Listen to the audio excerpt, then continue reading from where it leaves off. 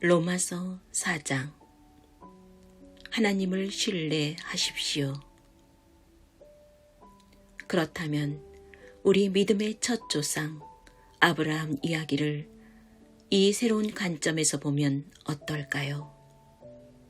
만일 아브라함이 하나님을 위해 이룬 일로 하나님의 인정을 얻어낸 것이라면 당연히 그 공로를 인정받았을 것입니다. 그러나 우리에게 전해진 이 이야기의 주인공은 하나님이지 아브라함이 아닙니다. 성경은 우리에게 이렇게 말합니다. 아브라함은 하나님이 그를 위해 하시는 일에 뛰어들었다. 바로 그것이 전환점이 되었다. 그는 자기 힘으로 바로 서려고 애쓰는 대신에 하나님께서 자신을 바로 세워주실 것을 신뢰했다. 만일 여러분이 열심히 해서 어떤 일을 잘 해낸다면 여러분은 보수를 받을 자격이 생깁니다. 그때 여러분이 받는 것은 임금이지 선물이 아닙니다. 그러나 여러분이 그 일을 감당할 수 없어 오직 하나님만이 하실 수 있는 일이라고 인정하고 그분께서 해주실 것을 신뢰한다면 바로 그 신뢰가 여러분을 하나님에 의해 하나님 앞에 바로 세워줍니다. 이렇게 하나님 앞에 바로 서는 일은 여러분의 힘으로 아무리 오랫동안 수고하고 애쓴다 해도 결코 해낼 수 없는 일입니다. 이는 전적으로 그분의 선물입니다. 이 새로운 관점은 다윗에게서도 확증됩니다. 그는 자신의 공로 하나 없이 오직 하나님께서 모든 것을 바로 세워주실 것을 신뢰하는 사람은 복이 있다고 말합니다. 그 범죄가 지어지고 지은 죄에 말끔히 씻겨진 사람은 복이 있다. 주님께 그 죄를 청산받은 사람은 복이 있다. 혹시 여러분은 이런 복이 우리 종교의 길을 따르는 할례 받은 사람들에게만 선언된다고 생각합니까?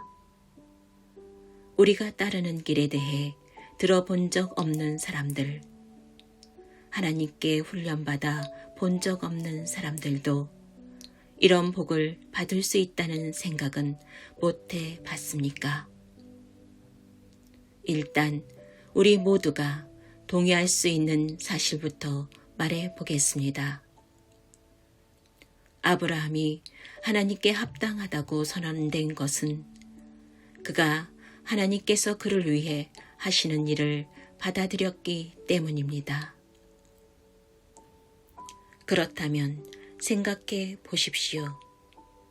그 선언이 내려진 것은 그가 할례라는 언약 의식을 통해 몸의 표시를 받기 전이었습니까? 그 후였습니까? 맞습니다. 표시를 받기 전이었습니다.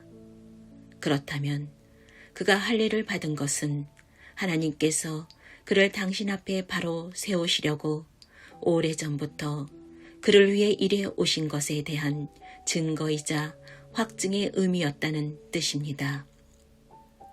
아브라함은 다만 하나님의 이 일을 자신의 온 삶으로 받아들였던 것입니다. 또한 이것은 아브라함이 모든 사람의 조상이라는 뜻이기도 합니다. 다시 말해 하나님께 아직 바깥 사람인 이들, 하나님의 백성으로 인정받지 못하는 이른바 할례받지 않은 사람들이라도 하나님께서 자신들을 위해 하시는 일을 받아들인다면 아브라함은 그들 모두의 조상도 된다는 것입니다. 하나님에 의해 하나님 앞에 바로 서게 된 사람들이란 바로 이런 사람들을 두고 하는 말입니다. 물론 아브라함은 할례라는 종교 의식을 거친 이들의 조상이기도 합니다.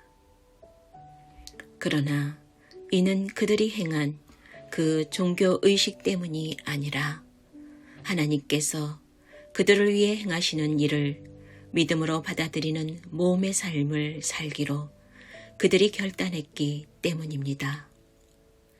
아브라함은 할례의 표시를 받기 오래전부터 바로 이런 삶을 살아온 것입니다. 하나님께서 아브라함에게 그 유명한 약속, 그와 그의 후손이 땅을 차지하리라를 주신 것은 그가 무언가를 이루었거나 이루려고 했기 때문이 아니었습니다. 그 약속이 주어진 것은 그를 위해 모든 것을 바로 세워주시겠다는 하나님의 결정에 기초한 것이었습니다. 아브라함은 다만 믿음으로 거기에 뛰어들었을 뿐입니다. 만일 우리가 하나님께 무언가를 얻는 것이 자기가 해야 할 일을 다 마치고 온갖 서류를 다 구비해야만 비로소 가능한 일이라면 인격적 신뢰가 들어설 여지는 아예 사라지고 약속은 냉혹한 계약으로 바뀌고 맙니다. 그런 것은 거룩한 약속이 아닙니다. 사업상 거래일 뿐입니다. 빈틈없는 변호사가 깨알 같은 글씨로 작성한 계약서는 우리가 얻을 것이 전혀 없을 것이라는 사실만 확인해 줄 뿐입니다. 그러나 애초에 계약이란 없고 약속만이, 그것도 하나님의 약속만이 있는 것이라면 그것은 여러분이 깰 수 있는 것이 아닙니다. 바로 이런 이유로 하나님의 약속의 성취는 전적으로 하나님과 그분의 길을 신뢰하는 것, 하나님과 그분이 하시는 일을 단순히 받아들이는 것에 달려 있습니다. 하나님의 약속은 순전한 선물로 우리에게 옵니다. 바로 이것이 우리 종교적 전통을 따르는 사람들뿐 아니라 그런 것에 대해 들어본 적 없는 사람들도 그 약속에 확실히 참여할 수 있는 유일한 길입니다. 아브라함은 우리 모두의 조상이기 때문입니다. 그는 우리 민족의 조상이 아닙니다. 그렇다고 한다면 그것은 이야기를 거꾸로 읽는 것입니다. 그는 우리 믿음의 조상입니다. 우리가 아브라함을 조상이라고 부르는 것은 그가 거룩한 사람처럼 살아서 하나님의 주목을 받았기 때문이 아닙니다. 하나님께서 보잘것없던 아브라함을 불러 대단한 사람으로 만드셨기 때문입니다. 성경에서 우리가 늘 읽는 말씀, 하나님께서 아브라함에게 하신 말씀이 바로 이것 아닙니까? 내가 너를 많은 민족의 조상으로 세운다. 아브라함은 먼저 조상이라고 불렸고 그런 다음에 조상이 된 것입니다. 그것은 오직 하나님만이 하실 수 있는 일을 하나님께서 하실 것으로 그가 담대히 신뢰했기 때문입니다. 하나님께서는 죽은 사람들을 살리시고 말씀으로 무에서 유를 만들어내시는 분이십니다. 아무 희망이 없었음에도 불구하고 아브라함은 믿었습니다. 아브라함은 자신의 눈에 보이는 불가능한 것을 근거로 살지 않고 하나님께서 하시겠다고 말씀하신 약속을 근거로 살기로 결단한 것입니다. 그러므로 그는 허다한 민족의 조상이 되었습니다. 하나님께서 친히 그에게 말씀하셨습니다. 아브라함아, 너는 장차 큰 민족을 이룰 것이다. 아브라함은 자신의 무력함에 집중하지 않았습니다. 그는 소망이 사라졌다. 100살이나 먹은 이 늙은 몸으로 어떻게 아이를 볼 수 있겠는가 하고 말하지 않았습니다. 또 사라가 아기를 낳지 못한 수십 년을 헤아리며 체념하지도 않았습니다.